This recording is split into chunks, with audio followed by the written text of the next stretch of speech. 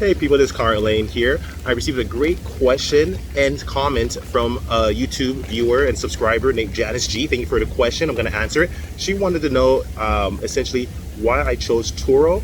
Well, the reason I chose Turo, simply put, is that Turo allows you to make a lot of money, and I want to make a lot of money. That's my honest, most authentic answer, is that I want to make a lot of money. I believe in making income and profit, and Turo is a great way to do it. That's my answer, but I'm going to share my story that goes a bit deeper into the story of Conrad Layn and how I found out what Turo was, who Turo was, and some other interesting information. So follow the video through.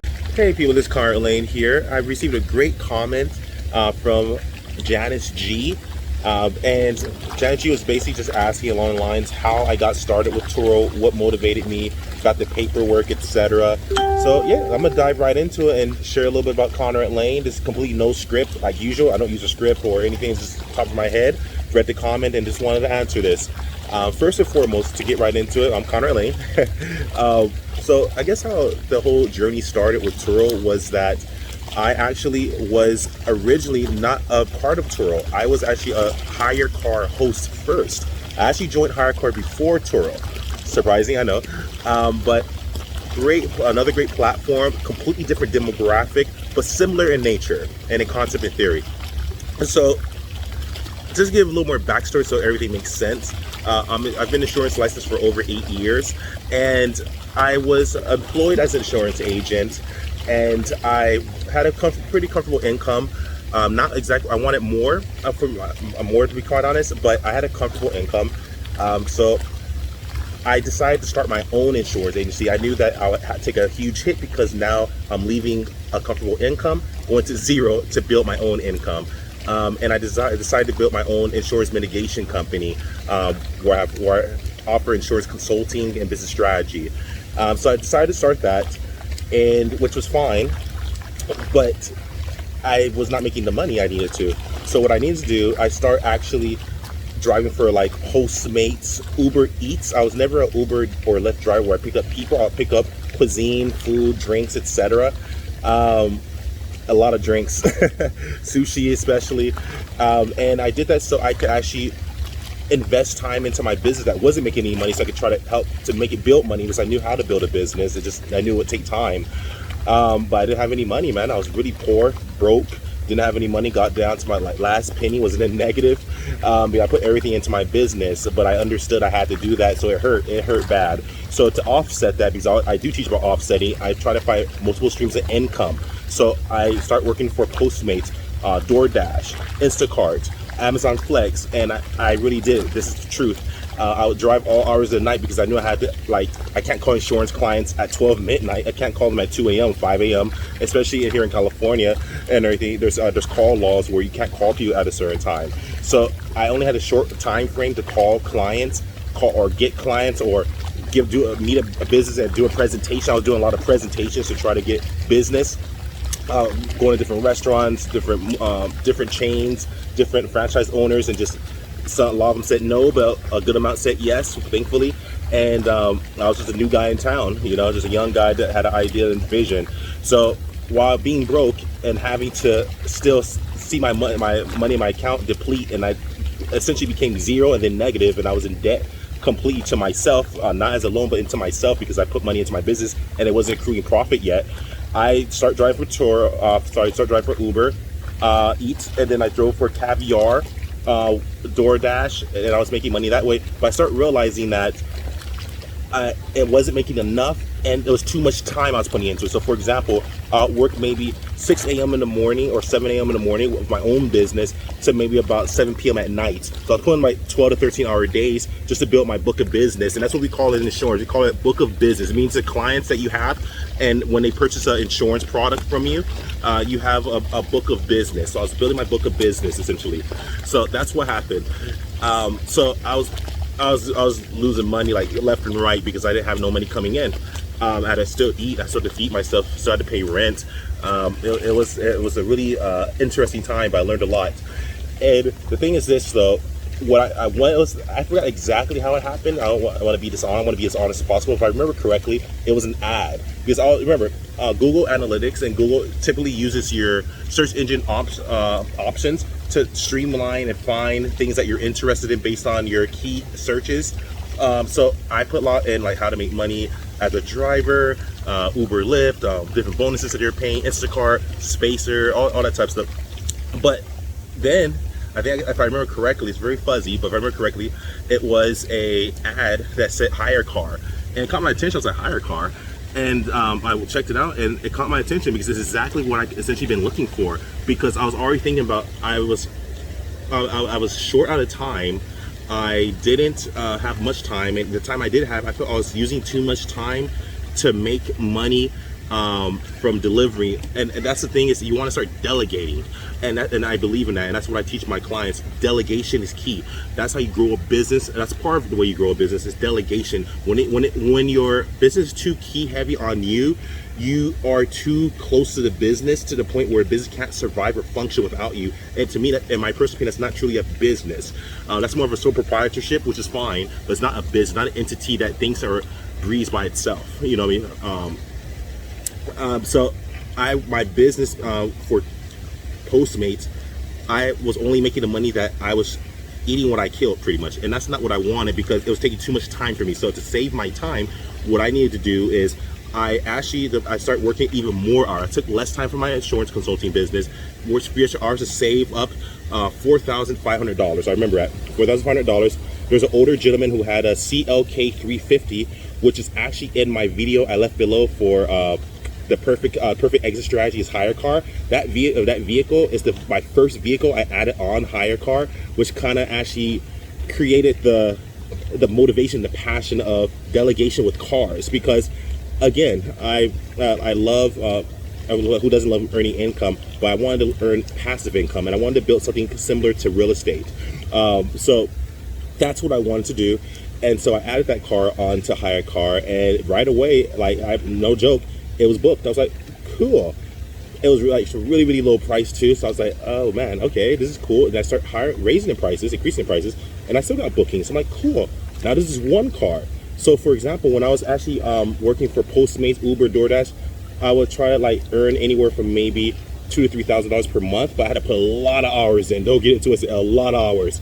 And then this car was pulling in $600. I remember. I was like, per month. I'm like, cool, okay, 600. And then what I started doing is I left that car on there, let it do its thing. I still did what I did. So I remember, I saved money. I saved money to buy the car for $4,500. And then I wanted to start working again, and I wasn't touching that money, just letting it go by itself. And I was just pretending like I didn't even have a car. I just kept on going again. And so that Mercedes CLK 350 black, thank you so much for the start of my career in Hyrecar and now Turo. But it did phenomenal. It definitely went over whatever I paid for it. I got a lot more for it. And the thing is, it taught me a valuable lesson on compounding wealth, and also taught me a lesson in regards to acquiring vehicles. And then my next goal was, okay, I'm in the same situation. I still have an insurance consulting business I'm wanting to build. It's still fairly new. No one really knows who I am. I'm a new guy in town. It's hard. And I have one car on there now. I'm going to pretend I don't even have this car on here. And so my next step is, how can I get my second car? And then that's how I did it and everything. I just kept working the same hours. I pretend like I was still not making any passive income. And that's another thing. You don't ever want to get comfortable. When you get comfortable, you get lazy, in my personal opinion. And I didn't want to become comfortable. So I pretend I did. I mean, yeah, I dropped it off, picked it up. But the cool thing is, I would just give it to the guest and walk away like I didn't even own it. And then I would get back doing DoorDash, doing Postmates, doing Amazon Flex, etc. So I was still pulling in anywhere from $2,000 to $3,000 just from that. However, but working like a lot of hours. I was working probably like 10 hours per day, like 7 days a week, like 70 hours, but driving around, like, and everything. It's crazy. So that's what I started realizing. And then I went to get my second car. And long story short, I ended up having 10 cars on Hyrecar. And then I start realizing, okay, this is a great demographic. And I start wanting to spread myself. And and at this point, I start actually building more income. Financially, I became more financially strong. My insurance consulting business was taking off. I was getting more interested clients and prospects. So at this point, I had more money I can actually add into it. But I did start literally from zero, because my money was spent in my business and I wasn't making any money, and I was actually in the negative. And it was bad. I had to pay rent and I didn't have anything left. Real seriously, I was like literally like after, like, I will actually be delivering, sometimes there'll be food left, and then like, because people just, maybe they're either drunk or fell asleep, and then I'll actually ask the Postmate people or DoorDash people, hey, I'm gonna throw this food away. And you know what they said? They said, no, you keep it. I'm like, seriously, I don't want to get in trouble. So I was so happy sometimes just to eat and everything. And that might sound crazy, maybe I'm revealing too much, but I just want to be authentic and real with you guys. Like, this is real, man. Like, I'm in a jacuzzi now, but I'm in water now. I was delivering water. Seriously, I was delivering water here, sir, here. Like, so I mean, I understand. That's why I'm always really trying to be nice to people that are in the food industry, and the grocery stores. Sometimes they don't get the respect that I see other people get, and I understand that they are a necessity. And so I try my best to be extra nice and go to their manager, but hey, he or she did a really great job. Thank you so much, because I remember the pain. I remember having to get up early. I remember hoping I got a tip. And I got tired of that. I got sick of that. But I did that because I had to leave my comfortable job of being an insurance agent to start my own insurance consulting firm that I was confident in, but I didn't have the money. I wasn't a trust fund kid. I didn't have anything coming in. And plus, and to make matters worse, people will talk crap or whatever. So now the same people that actually talk to me, and I don't hold grudges, at least I try not to, because we're all human. They talk to me, they want to hang out, and I'm like, dude, like, you're the same person who told me to quit and that I was stupid. So that's another thing. When you're starting off, it's not just the paperwork you have to take care of. It's not just getting the car. It's your mental perspective, mental fortitude. You have to be mentally strong first. I have another video I left below that I just released today about building a strong blueprint, being an architect of your business, build your skyscraper. You have to, like an architect, a building just doesn't poof and appears. A skyscraper or building or house, there's blueprints, there's city planning, there's different zoning requirements you have to get. It's not just one, just poof. So that you want to always remember that, people. So that's the thing. So be an architect of your business. Write down how much you owe or how much you don't owe. If you did get a loan, or if you bought the car outright for cash like I did, no loan, because I didn't have a loan at first. Then write down how much you owe and go stick with that, and how to pay it off and how to get into positive. Those are the basics. The video below that I just released today actually shares more in detail about how to build it's more mental perspective, how to build your business. And that's the thing. And then I'm gonna leave another video that goes into the mental perspective, the rule of doubles. And that's something I use. So I knew I was on Hyrecar, I have one car. So okay, if I get one car, I can keep working. Again, pretend I don't even have that car. Pretend I'm poor, which I was poor. I didn't have to pretend. But that's the mental perspective I taught myself, is get another car, and then another car, and then another car. So turn that 1 into 2, the 2 into 4. And then long story short, like I said, my car, I ended up having 10 cars on Hyrecar. So you guys can do that too. And starting off, to answer that question, I started off as, I didn't start off with the LLC. I started off just my regular sole prop, independent contractor, just with my name. That's it. I started with that. And when I went to Turo, same thing, I started just with my name, and I only added one car. And then now I'm up to 10 cars. 2 are in claims right now and everything, but I have 10 cars on there, 20 cars in total. And I have another 10 cars I acquired that I'm ready to put on Turo, but I'm just vetting and making sure that it's the proper time for them. But you guys will see it. I have 10 cars ready to go already, so it's gonna be cool. There's gonna be 30 cars altogether that I have in my possession. You guys can do the same thing. It's not meant to toot my own horn. It's that I strategize deeply, and I want you guys to do the same thing. But please understand, first rule, mental fortitude, mental perspective. When you're poor, when no one believes in you, when people are talking crap to you, when people laugh at you, that's some of the hardest times, because it hurts your feelings and everything. It just hurts your feelings. But guess what? When you're in your worst times, and when you're poor, or you're not the person people want to be around, that's when you find your best friends, actually. Seriously. So the people that are nicest to you at these times, I remember all of them, and they know who they are. I remember all of them. Because I have a long list of people who are mean to me, and it's not meant to throw shade on anyone, not meant to be negative. I'm just being realistic. I really did. I'm not a fake dude. I really am insurance licensed. I really am real estate licensed. I have a lot of experience. I'm doing fairly well financially. I want to do even better. I'm not satisfied. I want to do more. But I did start from what some people call humble beginnings, and I also was at a comfortable point in my life, and I lost everything because I gave up my job, and then so I didn't have an income coming in, so I had to build my own business, and then I was financially poor again, which sucked and everything, having to eat like food that from people that actually didn't want the food anymore, or forgot their food. Postmate was nice enough to let me keep it. So I mean, it got real, man. So I mean, I'm far from that now, but I'm just saying it because I want to be authentic, and I don't want to be a fake guru dude. No offense against people that call themselves gurus, and it's no offense, no shade. It's just that it's so much noise out there. It's hard to find out who's real, and I don't want to confuse people. So look, I leave my links, my public Turo profile, it links below on every video. You guys check me out, make sure I'm telling the truth. I'm a 5-star host. I have cars on the platform, and I am a power host, which means I make a significant amount. I got to the point, and I'm also an all-star host. All-star host means you're stellar at customer service, you have great reviews, etc. And power host means that you got hit the threshold of making an amount of money.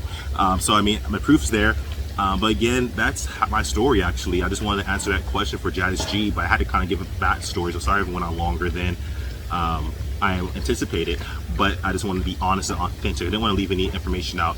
I was a Postmate driver. I was an Uber Eats driver. I was an Amazon Flex driver where I picked up deliveries from the different warehouses and delivered to people. I was a Caviar driver, which was acquired by DoorDash. Yeah, man, this is true. So I did that to make money so I could bring in more income so that I could purchase that first car from that older gentleman who was selling his Mercedes CLK 350, which I made a lot more on it. And that's why I'm such a fan of purchasing outright if you can and putting that sweat equity in so you can make money. And then that's how you do it, people. And that's my story. Love you guys. Thank you for hanging out.